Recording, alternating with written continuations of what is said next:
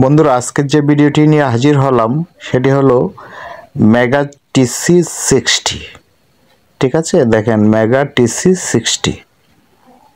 তো দেখা যাক আজকে এটা কি প্রবলেম আজকে আমার কাছে নিয়ে আসছে। তো এটা হলো এই যে ওজন ওঠানামা করছে, মাইনাস ফিগার দেখাচ্ছে, ওঠানামা করতেছে অটোমেটিক।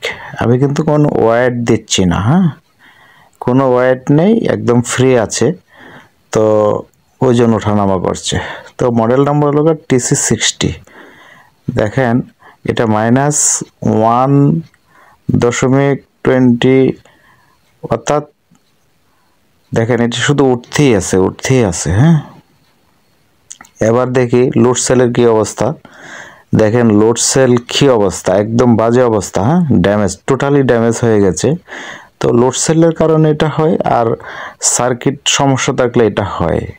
এটা আমরা আগে ভিডিওতে আমরা দেখিয়েছিলাম। তো আমার মনে হচ্ছে যে এটা লোড সেলের প্রবলেম। দেখেন 2 কেজির উপরে উঠতেছে, সেটা মাইনাস ফিগার। এবার বন্ধুরা আমি লোড সেলটা চেঞ্জ করলাম, দেখেন ওজনটা স্থির হয়ে গেছে।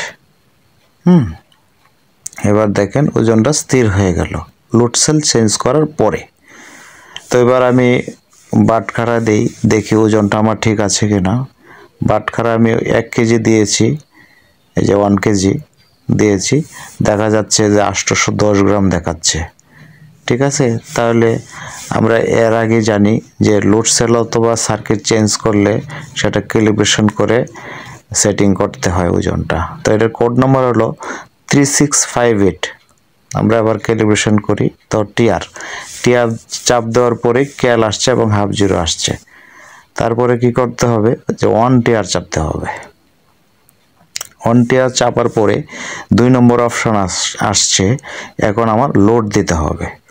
হ্যাঁ, যেহেতু আমি 1 কেজি লোড দিয়েছি, তাহলে তো আবার টিআর চাপতে হবে। হ্যাঁ, টিআর চাপার পরে যেহেতু আমি 1 কেজি লোড দিয়েছি, তাহলে আমার 1000 গ্রাম লিখতে হবে। 1000 গ্রাম লেখার পরে টিআর। তো প্রোগ্রাম 4 নাম্বার আসছে, স্কেলটা যেহেতু 60 কেজি, তাহলে 60,000 গ্রাম লিখতে হবে। আবার টিআর। ঠিক আছে, এখন হলো 3 ডিজিট আসছে 5 নম্বর প্রোগ্রামে, ওটাই থাকবে। টিআর চাপবো। এখন দেখেন 10 গ্রাম লেখা আছে, ওইটাই আমি রাখবো। এই যে 1 কেজি আমার ঠিক হয়ে গেল। ঠিক আছে, 1 কেজি বাটকারা দিয়েছি, 1 কেজি ঠিক হয়ে গেল। আবার বাটকারা সরাই দিলাম, আবার দিলাম। তো দেখা যাক ওজনটা ঠিক হয় কিনা। এই যে ওকে আছে বন্ধু। তো যদি আমার ভিডিওটা থেকে যদি কারো উপকারে লাগে, তাহলে আমার চ্যানেলটি সাবস্ক্রাইব করে পাশে থাকবেন নিত্য নতুন ভিডিও পেতে। ধন্যবাদ বন্ধুরা।